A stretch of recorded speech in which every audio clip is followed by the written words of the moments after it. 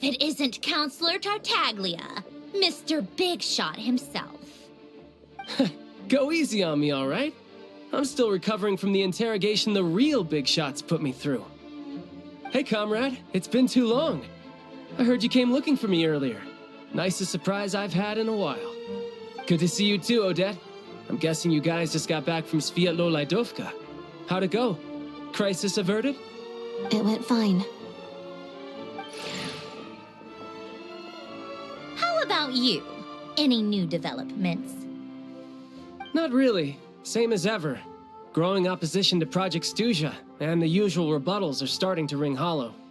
The results of the mock vote were pretty dire. Pulcinella was fuming. I've never seen the old man so angry. That's not good news. It takes a lot to rattle him. Yeah, obviously if push comes to shove, there are ways to crack down on dissent. But... Sorry, I have to ask something. This is going to sound blunt, but may I? Huh? Of course, fire away. It sounds to me like everyone's tearing their hair out trying to figure out how to deal with opposition to Project Stuja. But what exactly is this project's purpose? And how can it be so important that even people like you two refuse to stand up for the ordinary people of Snezhnaya? Interesting. I gotta hand it to you, comrade.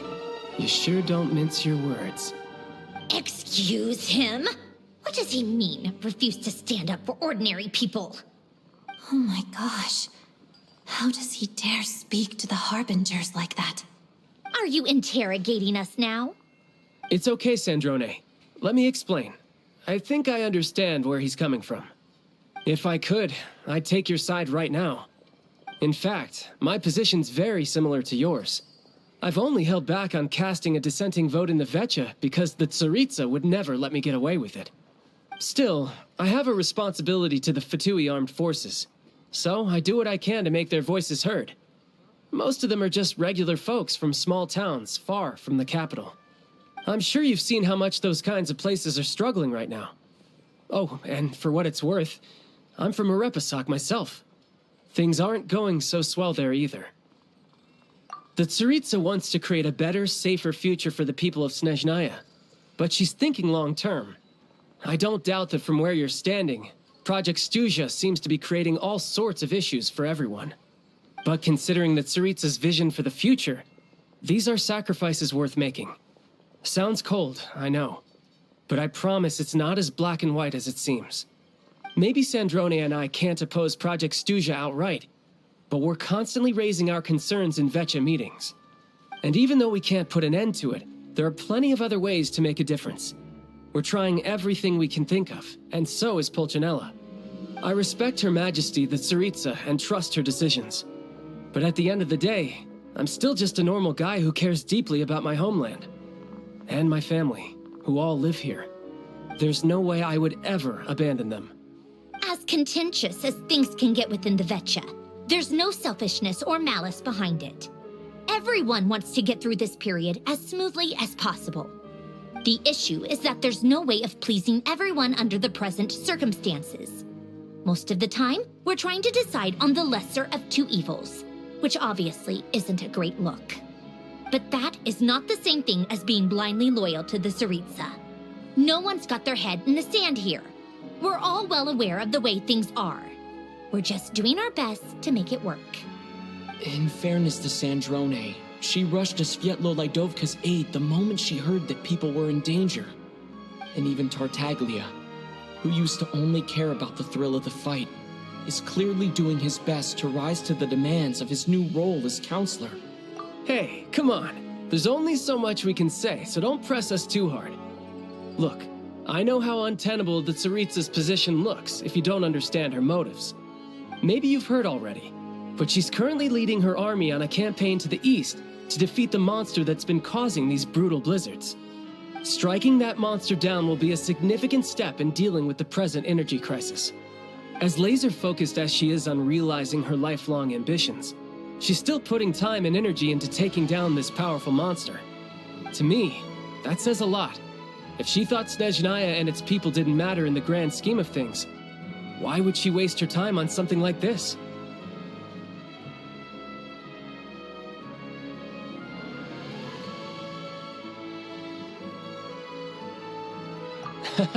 Thanks. I meant every word I said, though. I wasn't just trying to placate you. I've already done more than enough diplomacy for one day. I still think this adventurer raises a very important point. Our two harbingers have made their positions very clear. But there are many others in the Vetcha who must feel trapped and forced to vote against their conscience. I think it's a very valuable quality to be willing to speak one's mind, despite the risk of You can say that again. I highly doubt we'd feel the need to explain ourselves so much if we didn't know you so well.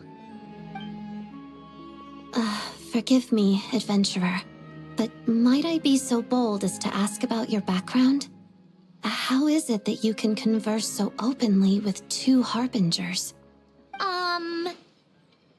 Oh, haven't you been properly introduced? Easier said than done.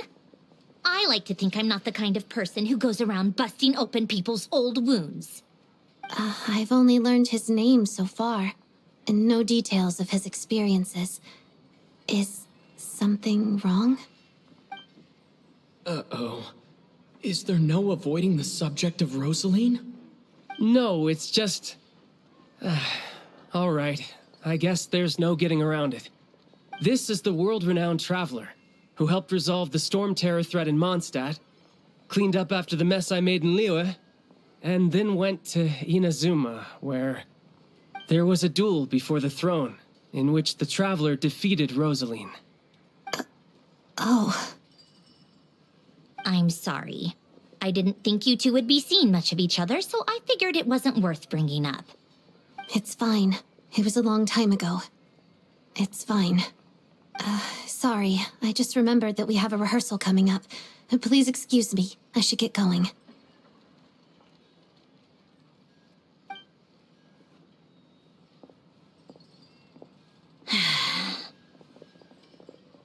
I've mentioned this to you before, remember? She was Rosaline's most valued subordinate. But they didn't actually get along. Not that Rosaline was really the type of person to make friends, but death has a way of resolving a lot of conflicts. Don't let it weigh on you. Like she said, it was a long time ago. It's in the past now. Odette has a very different personality from Rosaline. Give her some time. I'm sure she'll work through it. Oh, by the way, where's Paimon? It's not like her to hide away. She hasn't been feeling well, so she's resting at Podvorier Restaurant. I got a couple of my people to look after her while we were gone. Oh, right. Sorry to hear that. Poor thing. Reminds me of when Tonya was little. She really felt the cold back then. Used to get ill all the time. I felt so bad for her seeing her lying in bed, coughing. She was so mature for her age, though. Whenever someone came to visit her, she'd greet them with a smile and would never complain. I'm sure Paimon's a good kid, too. You're a little short on manpower, right? Let me have a couple of my people take over for yours. I'll send my most capable and reliable. They'll make sure Paimon can recover in peace. Well, that would be great. Your people are more qualified. Hey, don't mention it. I'm sure you have things to do. Hopefully this takes a load off your mind. So no more accusing me of not being on your side, all right?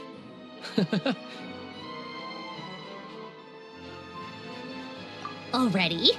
That was quick. I'm afraid I can't help you there. Our director's recent movements are confidential. Even we're not in the loop. If you hadn't told me, I never would have known he'd gone south. I assumed he'd been in Glupov this whole time. Well, I guess I'd better go sort out Paimon's security situation. I have some other work to catch up on at Glupov anyway. Me too. I have an incident report to write up.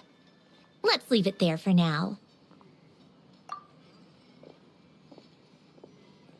I guess everyone's in a difficult position. But Tartaglia's right. I have things to do. Things I want to do. And things I ought to do.